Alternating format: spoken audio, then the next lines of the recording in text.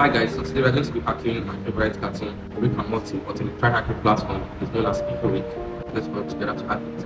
So without much tapping, we start the machine, and while the machine is actually booting up, it takes a minute for the IP address to show. Let's go and set up our hacking lab. So make a directory, I call it Pickle. So take this Pickle, and I create a note. Use territory to create a note. I love using territory to take notes. All this, we have 5 stages of ethical hacking. We have the reconnaissance for information gathering, we have the scanning and enumeration, getting access, maintaining access, and cleanup. So here can be for recon. So here we can just say, so our IP, what's our IP? Let's see for IP has popped up. Yes, we have our IP 10.10.59.83. So paste our IP on our note. 10.10.93. And next on our list is called scanning. So we have to do scanning. And scanning, we use a tool called network mapper, nmap, right? So I just call this cherry tree. So this is our notes. And then we go to the other tab and we call this tab nmap. So nmap -t4 -a. So what I'm saying here is nmap T4 actually determines the speed of how you want your nmap results to very fast or not. And highest is actually 5. -a is for you want to scan everything, like the version number, the port, and everything that's inside the machine. So it's actually taking a while. Why is it taking a while? Let's look at the machine. So it says this Rick and Morty team challenge requires you to exploit a web server and find 3 ingredients to help Rick make his posture and transform himself back into a human form, a Rico. Deploy the virtual machine on the task and explore the web application on 10.10.59.83. Okay, so normally if you watch this series, you know that Rick loves trying out new things. He's a scientist, you know. So on this episode, he changed himself to a pickle. So it's left for Morty, his grandson, to turn it back to a human being. So let's see how we can do that. So our nmap result is back. So we have our nmap result being back. We just copy this bad boy and go copy it. And we paste him on our notes. Check on scanning on our notes. And let's read what we have at our nmap result. We have 2 ports being up. We have port 22 here, which is SSH. And SSH cannot be exploited without a credential, like any form of credential, like the username and password, you know. But now without password, we should go to the next port, which is port 80, which is also a HTTP. So this is port 80 HTTP. So let's go to our browser and check that out. So HTTP /10.10.59. What's the IP? 83.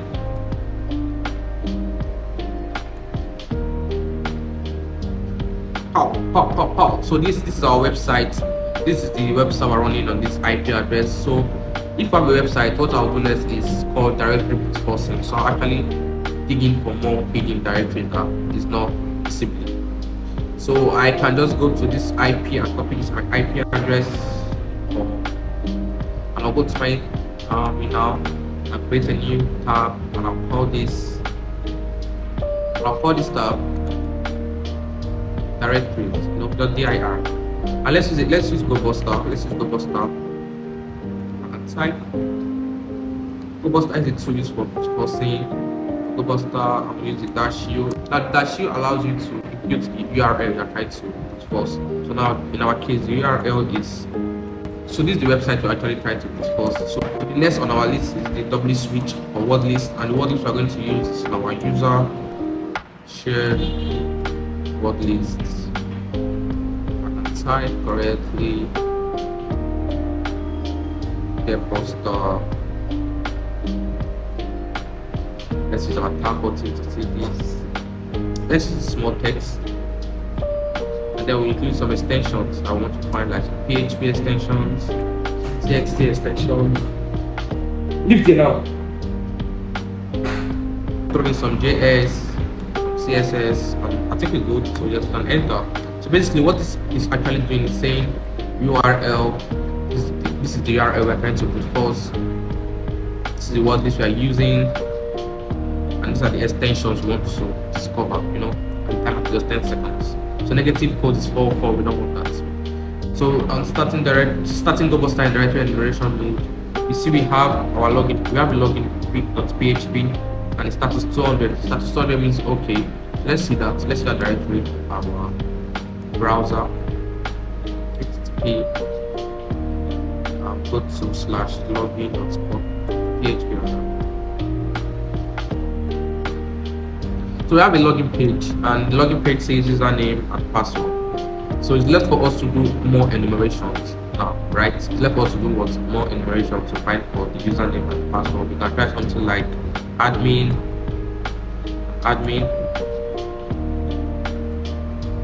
invalid username and password. We can try something along the line like Greek. What's it? Try 1 2 3 4 5 6 7 8. You can try password. God, so too much. So let's try to do some enumeration before we lock out the system. So on this website, let's see how directory has given us any portal. Okay, so we have the assets and we have the portal. Let's look at that also. So HTTP assets. And the assets, let's see what we have here. This is a picture of the page. Portal, just a picture, GIF. Pickle, save this one. That's so funny, you just have to save it.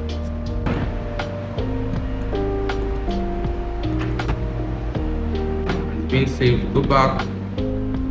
So I don't think all this things here should be anything. We're going back to portal.php, but it has the 302 which is actually redirecting to login.php. So I think you actually need to have a login access before you can access that portal.php. So let's do some enumeration, some manual enumeration. You can come to this place, and what I'll do here, I will build the page source code for this website to see if the web developer might be lucky enough to leave something for us. So we have the asset here. So this, the title looks super cool. So it says something here. It says note to self. Remember username. Username is Rick Rules. Thank you. So I can copy this bad boy. I can go ahead and impute that in our notes. I just impute this and say enumeration. And in the ending, we can include the child node and say import 80 of page source.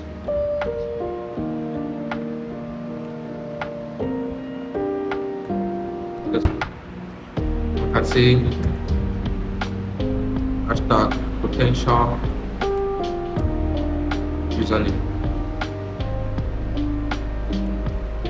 So we can go to our browser and close this page if we have a username now. Our directory box, and we have the robot.txt being discovered again. So let's click on that robot.txt and go to the directory. We have our HTTP. Click on /robot.txt, and we have overlook and this is what Rick normally used to say most times. Overlook and it's crazy shenanigans. So we can copy this and go to our note and add a say 80/robot.txt, and over here we can say copy B and for this potential password.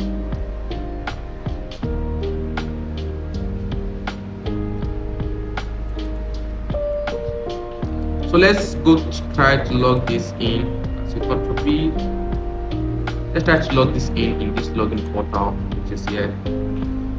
Password of Pickle. Let's try it. No, it didn't work. So try this password, but let's use the username that we actually discovered, which is page source.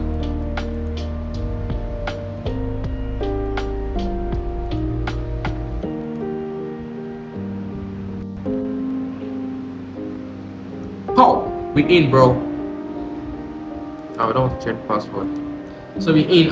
We are now into this page, into this portal.php now. Yeah, I told you. So you needed the login credentials to actually access the portal.php. So we're in portal.php. Go to the rig portal. Just let's try to navigate through to see what we can do and what we can't do.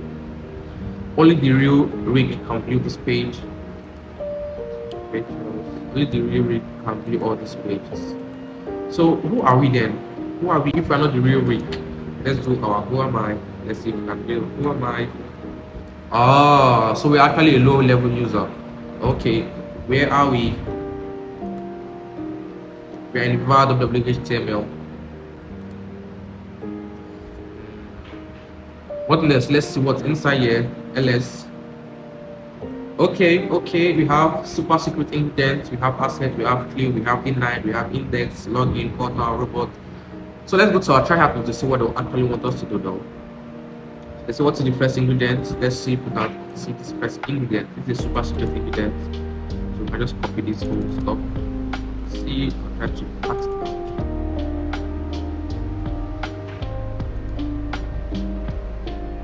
Wow, command disabled to make it hard for future people read. Wow.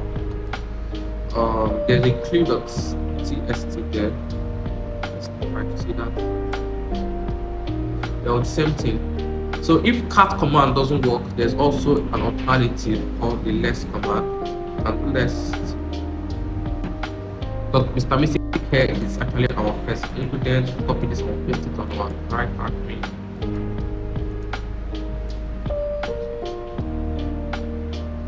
Yeah, we good. So we got the first correct answer. Now let's go to the second correct answer. I think we're going to need some clue to get there. So we actually have to say less clue.txt. There's the text for clue there. It says look around the file system for the other ingredient. Look around the file system for the other ingredients. So normally this has a command prompt, but the command prompt is not like allowing us to run other commands as well. So what do we do? Immediately, I'm having this hacker instinct of running a command, a reverse shell into this command prompt. So we have a shell on our own terminal. So we can do that by, first of all, before we do that, let's see if it has Python, because I love working with Python a lot. And as an ethical hacker, you will need Python. Forget all those means that you don't need that, you don't actually need Python. So which Python? I don't think it brings out a result. There's no result for which Python. Let's try which Python 3. Yeah, so we have our Python 3. So what we're going to do on Python 3, since we have Python 3, we're going to look for a reverse shell. And I know the right reverse shell to give to you. It's from nobody a person product, Tempest Monkey Python reverse shell. Cheat. Just so too much. I just stop at Pentest Monkey though. And definitely the first link. So we are looking for the Python reverse shell, basically how to penetrate. And this is our Python. So we just have to copy this bad boy and go to our notes to edit it. So I'll just say gaining access. This is, we can say 80/login.php. Just say found credential locked.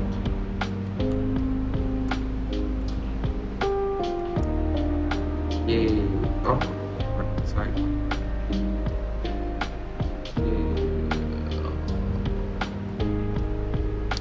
So add a node here, and we can call this reverse shell.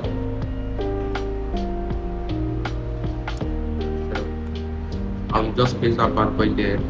So we are going to do 3 things here or 2 things here. We're going to change our IP address, we're going to change the port, we're going to change this to Python 3. Very essential. So changing that to Python 3 because you know on that command line there was no Python, but just Python 3. So we're going to change to Python 3, which is the current right away. We're going to change our IP address to our own IP address. So I can just queue this program. But we see say IPA. This is our IP address though. So this 10.6.41.201. So we'll come here, I would say 10.6 dot what's the one 201, and then we'll change our port. Let's change our port. Let's use all for quad 4. All right, quad 4, fantastic 4. We'll just copy this bad boy, Ctrl A, Ctrl C, copy this bad boy, and we want to paste this bad boy in this command prompt. All right, but before we click on execute, we are actually going to set up a listener. We just open a new tab. I'll call this tab netcat.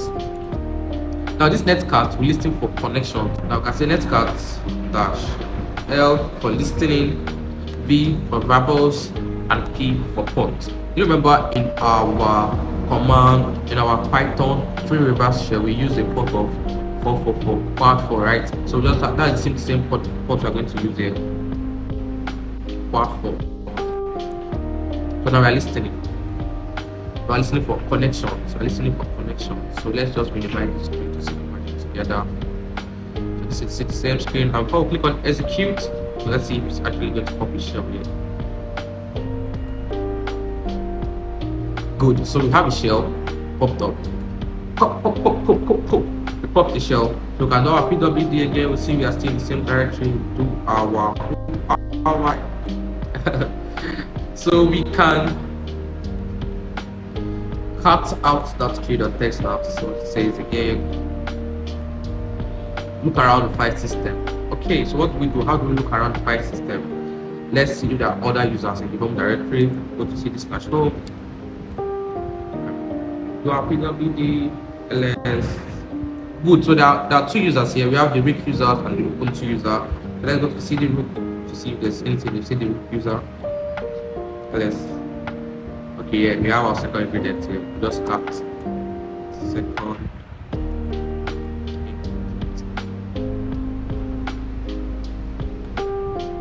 But the second ingredient is 1 Jerrit here. I repeat that to our TryHackMe. I just make this big now. So I repeat that to our second ingredient found. So we want also. So now for the last and final ingredient, let's see how we can do this.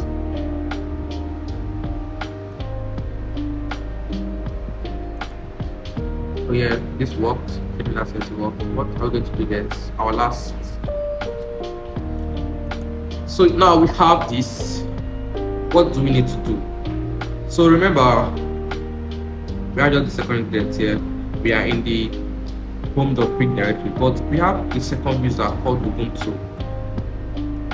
Right, cd Ubuntu. So can cd Ubuntu. $ls, but there's nothing there. There's nothing in Ubuntu. Now let's go to cd/ ls. We're in the base directory. We want to navigate to the root directory. The root is basically the administrator account. So we can just say cd into root. Now we can't see link to root. Why? Because we don't have the right privilege. How do we improve upon this? We can ask for privilege, or we can list out all the privilege that we can run as sudo. Sudo means super user root. So we can do that by saying sudo -l, and it lists out all the privilege, and it says we can run all commands at sudo. It happens rarely. So we can simply say sudo switch user to root then. Since we can't, nothing happened. Am I expecting something to happen? Maybe I have a shell. Let's go. Who am I? Well, I'm the root now, so I can do my pwd. I'm in the base directory. I would go to the root directory. I can type properly. pwd. Wow, come here. Let's. And look at the third text. The txt and flip juice.